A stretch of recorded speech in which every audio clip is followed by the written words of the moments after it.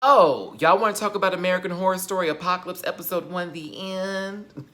It's better when I do just another video, but whatever. Hey everybody, it's your boy Matty Rants. Let's talk about American Horror Story. For those of you who are interested in watching American Horror Story, you can watch it on the FX network. That is a cable network. It is not on your basic television. So you're gonna need to have cable access. If not, they have an FX app.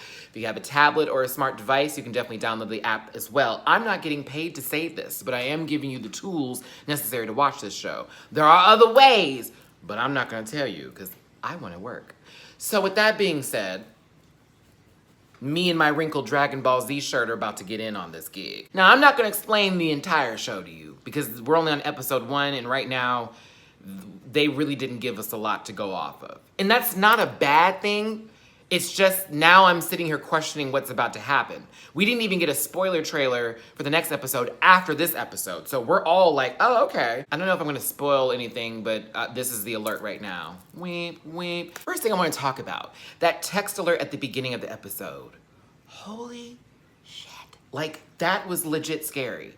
Imagine us all getting that text message. News reports came up and everyone's like, what? Now, God knows I'm one of these people who, when I see stuff like that, I don't go and pause and, no, I'm, oh, where are my keys? Where I need to go? Let's go, gone, get to the mountains or something. That's how I am as a person. I was always taught that, even as a child. Like, if some stuff like that goes down, head to the mountains.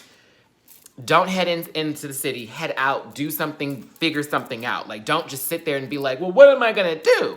So I was frustrated for the most part with Billy Eichner's character because when he was just sitting there watching the news report while his wife is literally on the phone with him, and it's the weirdest thing. He's just like, but people are like that. They just cannot accept or they can't process certain things. And it's like, well, I have questions. It's like, girl, did you hear what they said? Run. Let's say you hear a gunshot. You're not gonna just stand there and be like, where did that come from, bitch? Hit the ground or move. My second point I wanna get to. Ryan Murphy, the casting department, anyone involved with this, hire me.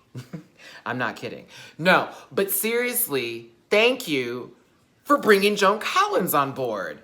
How much have I missed Alexis Carrington? Sorry, Dynasty child here. But no, for real, Joan Collins was giving me life. The burnt champagne joke, landed with finesse. Now, my third point here that I thought was really, I don't know, it has to do with the whole DNA genetic process where they have to bring the best of the best based on their DNA to these bunkers, I guess to weather out the end of the world until it's over with to then repopulate is what I was assuming. But then how they came into the house and this whole, we found your DNA through Ancestry.com because you provided a swab and you have the perfect DNA type of stuff. I was like, what? If that really happened, ain't that something? I would have liked it more if he just woke up in the car and it was like, where are we at? All of a sudden, he's getting this crazy explanation as to what's happening here, and then he ends up in the cell with the girl above him. But that's just me, and I'm being picky here. But the whole family dynamic, that was, God, I don't want to say it was some bad acting, but I really wasn't believing the mom. I was not believing the mom. I wasn't believing the dad. The brother, I don't know why he was there. No shade to them. I'm sure they're great people and great actors and have done good work. But baby, I was not feeling that whole scene. My fourth point. So, okay. Now, let's be clear here. There were generators at this, I guess, abandoned Boy Scout or whatever the hell they wanted to say this place was that did not look anything like what they said it was beforehand. This place used to house children. Or I was like, girl, no, what? That is a museum? Like, what are you talking about? No, at first I was a little thrown off by all the candles but they had so much security with electricity. And then you notice when they went to that little chamber in order to, I guess, scrub down the two guys that they felt were contaminated, there was electricity in that room, but everywhere else was candles. I was being picky, but I was just so confused by why that was completely necessary, and I felt like it was only for the mood. Like, not anything to do with, well, we're conserving energy. No. I just felt like that was for the mood. It was explained, though, So I let it go, but I still had to write down that point because I was really like, girl, now how in the hell does that make sense? On top of that, I would assume it'd be hot as hell down there because of all that heat from the flames. But I said, okay, I'm gonna be quiet. But then again, how much power would a generator hold in a nuclear war situation? So I don't want to retract my statement, but I want to ask that question to say, where were you at with the believability factor when that part came up? And it just was like, okay, we're all in candles here, but electricity is reserved for killing, torturing, and whatever else. Okay.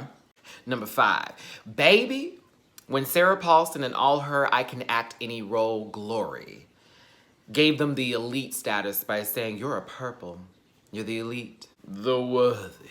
Then she said, or you're the gray, the worker ants, necessary for keeping everything running. I said, ooh, I don't want to be gray. Number 6, Leslie Grossman and Joan Collins were the whole episode, bitch. The whole episode.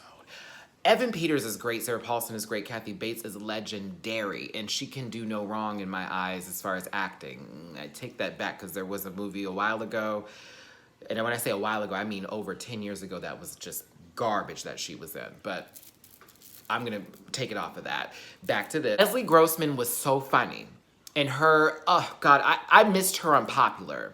That was one of my favorite shows on the WB before the WB turned into the CW, and it is what it is today. There were others in there that I was not so pleased with, but I'm not gonna name them because I'd like to work with them someday. You never know who you're gonna work with, baby.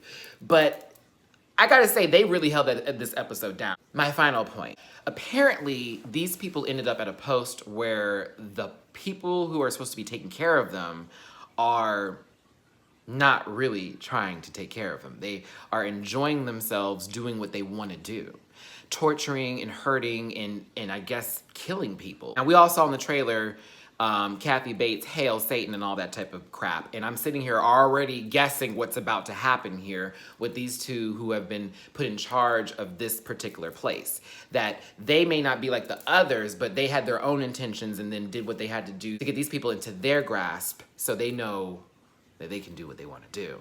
At the end of it, some random guy pulls up with these horses that had a bunch of knots and, you know, lesions and stuff on them, and he's asking questions, but the way he's asking is so brilliant because he's like, almost with this upward inflection of a question, like, really? Are you? I believe you? Why don't you believe me? It's this kind of a thing. I came here to bring people and do all this and da-da-da-da-da, and it was like, what? Is he trying to bring them out in order to do even more horrible things than what's happening here, or what's going on? This season definitely looks promising, and it's definitely giving me a vibe of, okay, the progression here is not going to be some slow, tremendously terrible experience that's going to lead to nothing, but something that's going to give us an ultimate payoff. I'm not a fan of certain types of horror genres, especially when it's demonic in those levels. At the same time, if the story is interesting, I'm there. So tell me what you thought of last night's episode. Leave a comment down below, like, share, and subscribe. And kids, we're gonna try to do this every Thursday if we can. So thanks again for tuning in to Matty Rants. I'll see you kids later.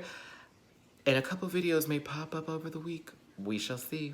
All right, kids, bye.